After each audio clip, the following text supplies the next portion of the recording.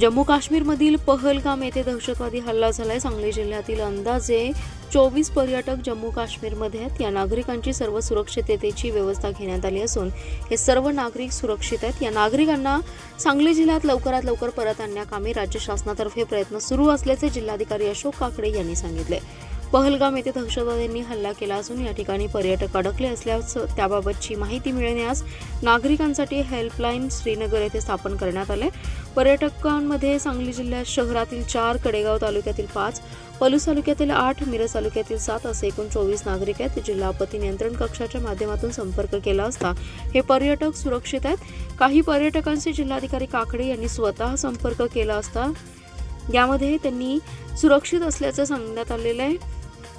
जिल्हा आपत्ती नियंत्रण कक्षाच्या दूरध्वनी क्रमांकावर किंवा जिल्हा आपत्ती व्यवस्थापन अधिकारी यांच्याशी संपर्क साधावा, तसेच स्थानिक तहसील कार्यालय यांच्याशी संपर्क साधावा असं आवाहन जिल्हाधिकारी काकडे यांनी केले।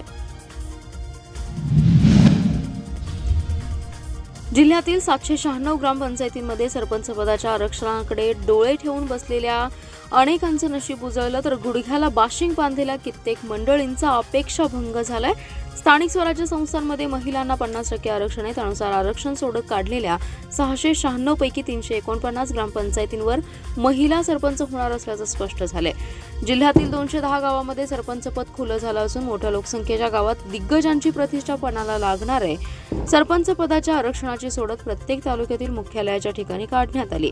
तालुकानिहाय सरपंच पदे वेगवेगळे प्रवर्ग आणि महिलांसाठी पुढील 5 वर्षाकरिता आरक्षित झाली आहे। जिल्ह्यातील 696 ग्रामपंचायती असून आरक्षण सोडतीत 50% महिला आरक्षण राहिलं। यामध्ये 349 सरपंच पद महिला राखीव असल्याने या सर्व ग्रामपंचायतींवर यानंतर महिला राज आहे।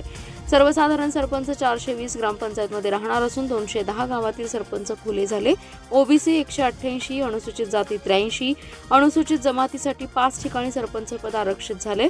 जत तालुक्यात सर्वाधिक 116 ग्रामपंचायतींचा यामध्ये समावेश आहे। याशिवाय वाळवा तालुक्यात 94, शिराळा तालुक्यात 91, तासगाव तालुक्यात 68, मिरज तालुक्यात 64, कवठेमंकाळ तालुक्यात 59, आटपाडी तालुक्यात 53, कडेगाव तालुक्यात 54, पलूस तालुक्यात 33 ग्रामपंचायतींचा समावेश राहिलाय। जिल्ह्यातील बड्या गावातील सरपंच पदाचं काय होणार याबाबत तर्कवितर्क लढवले जात होते। मिरज तालुक्यातील कवठेपिराण, कौलापूर, समडोळी, हरिपूर, मालगाव, नांद्रे येथील सरपंच पद खुलं झालं। तासगावमधील येळावी, मणेराजुरी, मांजर्डे, वाळव्यातील कासेगाव, वाटेगाव, ताकारी, बावची, एडणीपाणी, भवानीनगर, जतमधील उटगी, माडग्याळ, शेगाव, मुचंडी, रेवनाळ, वळसंग, येळवी, पलूस तालुक्यातील दुधोंडी, नागराळे, तुपारी, शिराळ्यातील मांगले, चिखली, बेळाशी, खुसगाव, वाकुर्डे खुर्द, आरळा, सोनवडे, खानापूरमधील लेंगरे, साळशिंगे, रेनावी, बलवडी, भाळवणी, पारे, कवठेमंकाळ तालुक्यातील बोरगाव, हिंगणगाव, इरळी, शिरढोण, तिसंगी, नरसिंहगाव, हरोली, आरेवाडी आणि नांगोळे या गावातील सरपंच आरक्षण खुले झाल्याने निवडणुकीत रंगत येणार असल्याचं स्पष्ट झालंय। इस्लामपूर वाघवाडी फाटा येथे अनैतिक संबंधांच्या कारणातून सौरभ राजेंद्र केर्लेकर याच्या डोक्यात बेसबॉलच्या दांडक्याने प्रहार करून निर्घृण खून करण्यात आलाय। बुधवारी मध्यरात्री हा प्रकार घडलाय। या खून प्रकरणी अरविंद उर्फ राघू सुभाष साटव आणि किरण रामचंद्र सातपुते या दोघांना खुनानंतर 12 तासाच्या आत जेरबंद करण्यात इस्लामपूर पोलिसांना यश आलं। इस्लामपूर माळगल्ली येथील सौरभ राजेंद्र केर्लेकर हा डीजे चालक होता। त्यानंतर तो एक रुग्णवाहिकेवर चालक म्हणूनही काम करत होता। त्याचे नातलग असणाऱ्या अरविंद साटम यांच्या पत्नीशी अनैतिक संबंध होते। या कारणावरून अरविंद साटम याच्या डोक्यात सौरभ बाबत राग होता। बुधवारी मध्यरात्री 2:30च्या सुमारास वाघवाडी फाटा येथील अशोक धाब्याच्या समोरील गेटजवळ सौरभ केर्लेकर आला होता। किरण सातपुते याने सौरभ केर्लेकर यास पकडून ठेवलं। त्यावेळी अरविंद साटमने त्याच्या हातातील लाकडी बेसबॉल स्टिकने सौरभच्या डोक्यात आणि चेहऱ्यावर मारहाण करून गंभीर जखमी केलं। सौरभ बेशुद्ध अवस्थेत घटनास्थळी पडला होता। पहाटेच्या सुमारास डोक्यात जबर मार लागल्याने त्याचा मृत्यू झाला। या घटनेची माहिती इस्लामपूर पोलिसांना मिळाली। त्यानंतर पोलीस पथक घटनास्थळी पोहोचले। त्यांनी घटनास्थळाचा पंचनामा केला। मृत सौरभ केर्लेकरचा मृतदेह शवविच्छेदनासाठी पाठवण्यात आला। सौरभचा खून करणारे आरोपी पळून जात असल्याची माहिती गोपनीय बातमीदारामार्फत पोलीस निरीक्षक संजय हरुगडे यांना मिळाली. त्यांनाही सापळा रचून संशयित आरोपींना पेटनाका येथील सह्याद्री हॉटेलच्या समोरील रोडवर ताब्यात घेतले. त्यांची चौकशी केली असता अरविंद साटम आणि किरण रामचंद्र सातपुते असे त्यांनी नावं सांगितले. त्यांच्याकडे खुनाच्या अनुषंगाने चौकशी केली असता सुरुवातीला त्यांनी उडवाउडवीची उत्तरे दिली. पोलीस ठाण्यात चौकशी केल्यानंतर आरोपींनी गुन्हा केल्याची कबुली दिली आहे. विट्याचे ग्रामदैवत श्री भैरवनाथाच्या नाथाष्टमी उत्सवानिमित्त देवाचा छबिना आणि पालख्यांची मिरवणूक मोठ्या उत्साहात आणि लाखो भाविकांच्या उपस्थितीत मोठ्या उत्साहात पार पडली आहे. या मिरवणुकीवेळी नाथबाबाच्या नावाने चांगभलच्या गजराने, गुलालाच्या मुक्त उधळणीने आणि नयनरम्य शोभेच्या दारूच्या आतिषबाजीने देशभरात सुवर्ण नगरी म्हणून ओळख असलेल्या विट्याचा आसमंत उजळून निघाला. शोभेचं दारूकाम पाहण्यासाठी लाखो भाविक उपस्थित होते. विट्याचं ग्रामदैवत श्री भैरवनाथाचा महिमा खूप मोठा आहे. या देवाची जागृत देवस्थान म्हणून संपूर्ण राज्यभर ख्याती आहे. विटा शहरास नाथाची पंढरी म्हणून ओळखलं जातं. भैरवनाथाच्या कृपादृष्टीमुळे सर्व जाती धर्माचे लोक गुण्या गोविंदाने राहत आहेत. भैरवनाथाच्या यात्रा नाथाष्टमी उत्सव म्हणून साजरी केली जाते. गेल्या 150हून अधिक वर्षांची प्रदीर्घ परंपरा नाथाष्टमी उत्सवास आहे.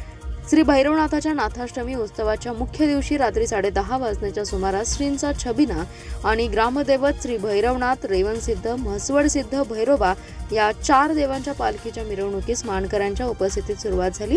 मिरवणुकीच्या अग्रभागी हत्ती, घोडे, बँड पथक आणि पारंपरिक वाद्य पथके सहभागी झाले. उभ्या पेठेतील मारुती मंदिरापासून या मिरवणुकीस प्रारंभ झाला. यावेळी युवकांनी बँड पथकाच्या आणि पारंपरिक वाद्याच्या ठेक्यावर ताल धरला होता. गुलालाची मुक्त उधळण आणि नाथबाबाच्या नावाने चांगभल्याचा जयघोष करत उभी पेठ, जुनी दगडी पाण्याचे टाकी मार्गे ही मिरवणूक छत्रपती शिवाजी महाराज चौकात आली. छत्रपती शिवाजी महाराज चौकात तब्बल 2 तास शोभेचं दारूकाम झालं. यावेळी अनेक नामांकित फायरवर्क्सनी नयनरम्य आतिषबाजीच्या कलाकृतींचं सादरीकरण केलं. यामध्ये उगवता सूर्य, तोफ, सुरूचे झाड, धबधबा, सनव्हील, कारंजा, दांडपट्टा अशा एकापेक्षा एक सुंदर आणि नयनरम्य आतिषबाजीच्या कलाकृतींची आतिषबाजी झाली. नयनरम्य शोभेच्या दारूच्या आतिषबाजीने विट्याचा आसमंत उजळून निघाला. मुर्शिदाबाद येथील हिंसाचाराच्या घटनेचा शिवप्रतिष्ठान हिंदुस्थानकडून बुधवारी शहरातून मोटरसायकल रॅली काढत या घटनेचा निषेध करण्यात आलाय. राज्य सरकार बरखास्त करण्याची शिवप्रतिष्ठानचे संस्थापक संभाजी भिडे गुरुजी यांनी मागणी केली. शिवप्रतिष्ठानच्या वतीने संभाजी भिडे यांच्या नेतृत्वाखाली सांगलीतील छत्रपती शिवाजी महाराजांच्या पुतळ्यापासून मोटरसायकल रॅली काढून शहरातील प्रमुख मार्गावरून ही रॅली जिल्हाधिकारी कार्यालयावर आली. यानंतर आपल्या मागण्यांचं निवेदन जिल्हाधिकारी अशोक काकडे यांना देण्यात आलं. या निवेदनात म्हटलंय की पश्चिम बंगाल राज्यातील मुर्शिदाबाद येथे घुसखोर आणि दंगलखोरांनी दंगे भडकवलेत. अल्पसंख्याक असलेल्या हिंदूंवर अत्याचार केल्याच्या अनेक घटना घडल्यात. लुटालूट, जाळपोळ, दगडफेक, सैन्य दलावर हल्ले असे प्रकार तिथे राजरोसपणे सुरू आहेत. ही सर्व रोखण्यात तेथील राज्य सरकार संपूर्णपणे अपयशी ठरले. हिंदूंच्या मालमत्तेची हानी आणि हिंदू प्रार्थनास्थळांची, हिंदू महिलांची विटंबना तसेच निवडून केवळ हिंदूंची घरे, दुकाने आणि वाहने जाळण्याच्या भयंकर प्रकरणांची एखाद्याचं चित्त विचलित करणारी दृश्य आहे. तेथील हिंदूंवर, त्यांच्या मंदिरांवर, त्यांच्या बालकांवर, त्यांच्या स्त्रियांवर हल्ले करून त्यांना आपले घरदार सोडून तिथून पलायन करण्यास भाग पाडलं जाते. या सर्व पार्श्वभूमीवर तेथील राज्य सरकार दंगलखोरांना नियंत्रित करण्याबाबत पूर्णपणे अपयशी ठरल्याचं दिसून येते. त्यासाठी तेथील राज्य सरकारचा आम्ही जाहीर निषेध करतोय. कायदा व सुव्यवस्था राखण्यात राज्य सरकार पूर्णपणे अपयशी ठरले. त्यामुळे येथील अल्पसंख्याक हिंदूंचं संरक्षण करण्यासाठी केंद्र सरकारने लक्ष घालून पश्चिम बंगाल येथील राज्य शासन तातडीने बरखास्त करावं. तेथे त्वरित राष्ट्रपती राजवट लागू करावी अशी मागणी करण्यात आली आहे. काश्मीरमधील पहलगाम येथे अतिरेक्यांच्या बेछूट गोळीबारात निष्पाप नागरिकांना प्राण गमवावे लागलेत. या हल्ल्याचा शहर जिल्हा काँग्रेसच्या वतीने निषेध व्यक्त करण्यात आलाय. तर कार्यकर्त्यांनी 2 मिनिटे स्तब्धता पाळून मृत्युमुखी पडलेल्या व्यक्तींना श्रद्धांजली वाहिली आहे. मात्र केंद्र सरकारने अतिरेक्यांना जशास तसं उत्तर देण्याची वेळ आली असल्याची मागणी शहर जिल्हाध्यक्ष पृथ्वीराज पाटील यांनी केली. जम्मू आणि काश्मीरमधील अनंतनाग जिल्ह्यातील पहलगाममधील बैसरन येथे मंगळवारी दहशतवाद्यांनी पर्यटकांवर हल्ला केला. या भ्याड हल्ल्यात निष्पाप 26 पर्यटकांना आपला जीव गमवावा लागलाय. या हल्ल्याचा निषेध काँग्रेसच्या कार्यकर्त्यांनी येथील काँग्रेस कमिटी समोर केला। यावेळी बोलताना पृथ्वीराज पाटील म्हणाले, अतिरेक्यांना धर्म नसतो, भारत धर्मनिरपेक्ष देश आहे, इथे सर्व धर्मीय लोक एकमेकांना उपयोगी पडतात। मृत्युमुखी पडलेल्या कुटुंबियांना केंद्र आणि काश्मीर राज्य सरकारने भरीव मदत आणि दिलासा दिला पाहिजे।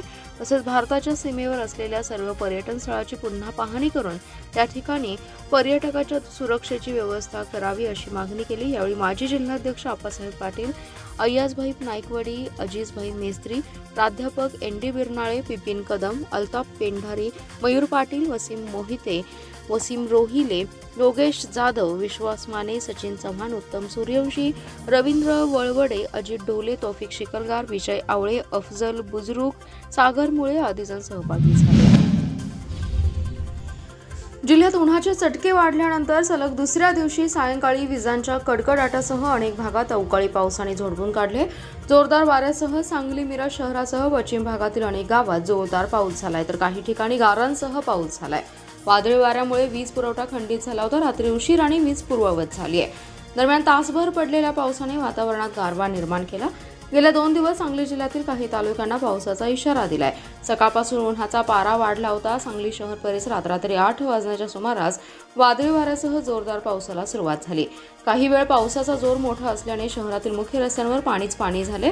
मिरजेतील सखल भागामध्ये पावसाचं पाणी साचून सर्वत्र पाणी तुडुंब भरले। जिल्ह्याच्या वाळवा, मिरज, कवठेमहांकाळसह पश्चिम भागातील काही गावात पावसाने हजेरी लावली। वादळी वारे आणि ढगांचा कडकडाट असल्याने महावितरणाकडून वीज पुरवठा खंडित करण्यात आला होता। पाऊस थांबल्यानंतर ही वीज गायब होती। रात्री उशिराने वीज पुरवठा पूर्ववत झाला।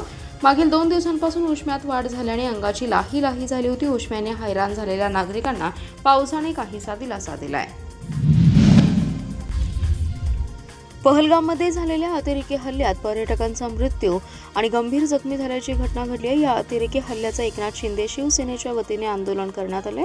बाळासाहेब ठाकरे चौकात जिल्हाप्रमुख महेंद्र चंडाळे यांच्या नेतृत्वाखाली आंदोलन करण्यात आलं। यावेळी हल्ल्याचा तीव्र निषेध करत असून पाकिस्तानच्या लष्कर-ए-तोयबा सारख्या दहशतवादी संघटनांच्या वतीने असे हल्ले केले जात असल्याने या जगाच्या नकाशातून पाकिस्तानचं नाव नामशेष करण्यात यावं अशी मागणी जिल्हाप्रमुख चंडाळे यांनी केली आहे। कलम 370 हटवल्यानंतर काही संघटनांच्याकडून अशा तऱ्हेचे हल्ले केले जात असून यांना लष्कर-ए-तोयबा या पाकिस्तानी संघटनेचा हात असून प्रत्येक वेळी अशा हल्ल्यामागे पाकिस्तानच असतं, परंतु आमच्या कायदा सुव्यवस्थेसह पंतप्रधानांवर पूर्ण विश्वास आहे।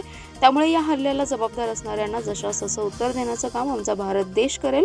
यावेळी रावसाहेब घेवारे, शिवसेना महिला संघटक सुनीता मोरे, रुक्मिणी आंबिगिरे, मिरज विधानसभा प्रमुख समीर लालबेग, मिरज शहर प्रमुख किरणसिंग राजपूत, शहर प्रमुख संदीप ताटे, गजानन मोरे यांच्यासह कार्यकर्ते उपस्थित होते। पहलगाम येथे पर्यटनासाठी गेलेल्या पर्यटकांवर दहशतवाद्यांनी केलेल्या भ्याड हल्ल्याचा सांगली येथे भाजपा अल्पसंख्याक मोर्चाच्या वतीने दहशतवादी हल्ल्यांमध्ये मृत्युमुखी पडलेल्या नागरिकांना मेणबत्ती हातात घेऊन श्रद्धांजली अर्पण करण्यात आली आहे। तसेच या दहशतवादी प्रवृत्तीचा तीव्र निषेध व्यक्त केला। यावेळी हातात दहशतवादी हल्ल्याचा निषेध करणारे फलक घेतले होते। भाजप पदाधिकारी आणि कार्यकर्ते मुख्य रस्त्यांवर जमून या दहशतवादी हल्ल्याचा तीव्र शब्दात निषेध केला आहे। दहशतवादी संघटना, त्यांचे पोशिंदे यांच्या विरुद्ध घोषणांनी परिसर दणाणून गेला।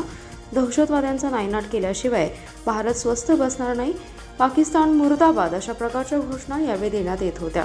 भारताने यापूर्वी अशा दहशतवादी हल्ल्यांना योग्य वेळी चोख प्रत्युत्तर दिले, त्यामुळे या हल्ल्याला तेवढ्याच चोखपणे केंद्र सरकार उत्तर देईल का असा विश्वास अशरफ वांकर यांनी व्यक्त केलाय। काश्मीरमधील पर्यटकांना घाबरवण्यासाठी दहशतवादी हल्ला पर्यटकांवर करण्यात आला। आतापर्यंत पर्यटकांना कधी लक्ष केलं जात नव्हतं। घडलेल्या प्रकाराची केंद्र सरकारमधील वरिष्ठ नक्कीच गंभीर दखल घेऊन दहशतवाद्यांचा कायमचा बिमोड करतील असा विश्वास अनारकली कुर्णे यांनी व्यक्त केला। यावेळी समीर मोमीन, राजू नलवडे, अमर पडळकर, आरिफ शेख, मुसा शेख, रियाज वंटमोरे, इम्रान पठाण, अकबर मुन्शी, लियाकत शेख, हफीज सिद्दीकी, हफीज शिरियाद, मुजावर, कनीजा सोलकर, कयूम शेख, गुलाब मोमीन, सोहेल नदाफ, अब्रार वंटमोरे आदी पदाधिकारी व कार्यकर्ते उपस्थित होते।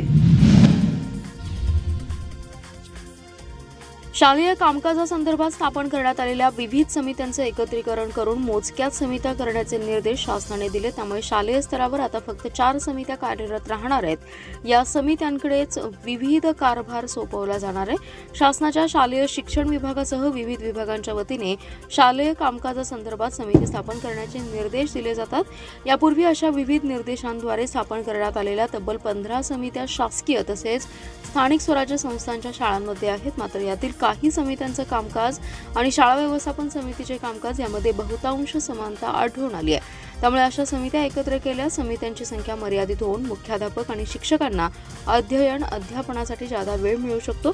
त्यामुळे शासनाने अशा समित्यांचे एकत्रीकरण करण्याचा निर्णय घेतलाय। शासनाच्या निर्णयानुसार यापुढे शालेय व्यवस्थापन समित्यामध्ये माता पालक संघ, शालेय पोषण आहार योजना समिती, पालक शिक्षक संघ, नवभारत साक्षरता समिती, तंबाखू संनियंत्रण समिती, स्क्वफ स्वयंमूल्यांकन समितीस विलीन करण्यात आलेला आहे।